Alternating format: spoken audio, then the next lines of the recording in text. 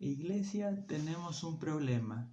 Mientras en los primeros 5 capítulos del libro de Hechos se nos mostraba una iglesia perfecta y unida, en el capítulo 6 nos va a mostrar el primer de los grandes problemas que tuvo la iglesia y que aún perdura hasta el día de hoy: la discriminación. Yo soy Alexei Rodríguez y esto es La Previa, Hechos 6 del 1 al 7.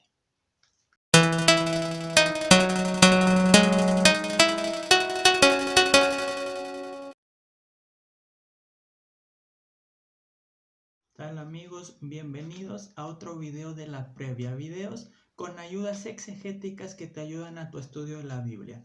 En este momento vamos a estudiar lo referente al pasaje de Hechos, capítulo 6, versículo 1 al 7, el cual es la primera parte de la última sección de la primera sección del libro de Hechos.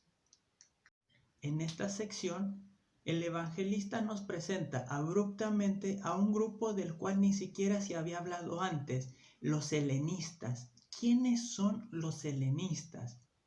Bien, muchas veces cuando pensamos en la iglesia primitiva, pensamos en una iglesia unida, en donde no hay diferencias ni doctrinales ni de práctica. Sin embargo, históricamente esto no es así. Históricamente podemos hablar de varios grupos dentro de la iglesia y de varias comunidades cristianas. Hubo comunidades en Galilea y obviamente la más conocida es la comunidad de Jerusalén. Pero aún dentro de la comunidad de Jerusalén, de la que nos ha estado hablando toda la primera sección del libro de Hechos, hubo diferentes grupos. En este caso, el grupo de los helenistas y el grupo de los hebreos. La gran diferencia de estos dos grupos para muchos es el lenguaje. Los helenistas eran aquellos judíos que vivían o que vivieron en la dispersión y que no hablaban ni el hebreo ni el arameo.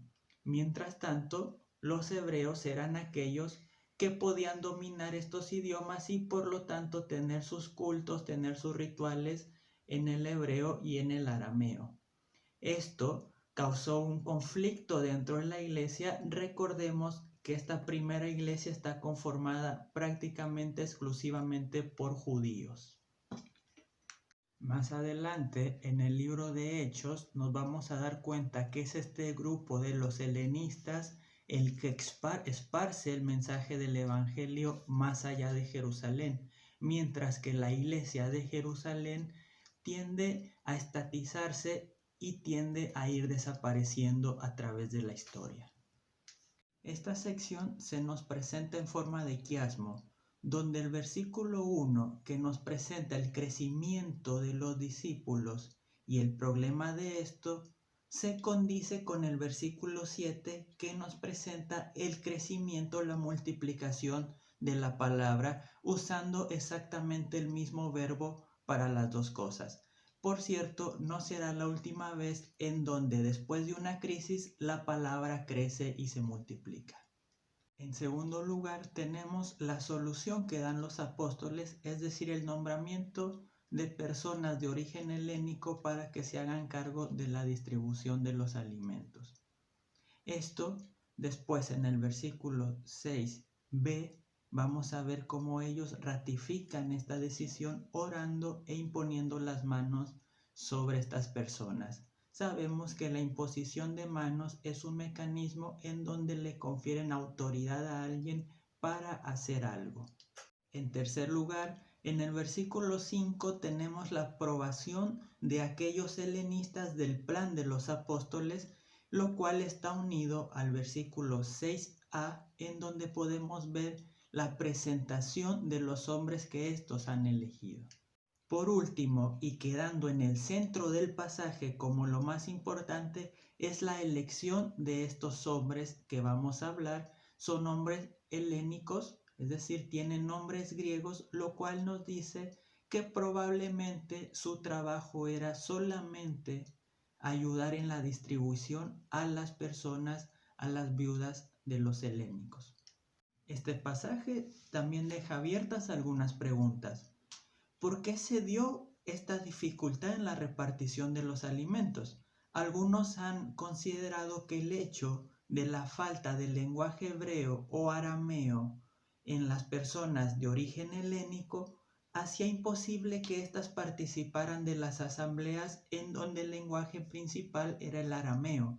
Por lo tanto, al no participar en las asambleas, se quedaban fuera de recibir ciertos beneficios. Otra de las grandes preguntas era cuál es la función de estos 7 que son nombrados. Mientras pareciera que los apóstoles los quieren nombrar solamente para ocupar cargos administrativos, el libro de Hechos nos los va a presentar como evangelizando y predicando la palabra de Dios afuera de Jerusalén.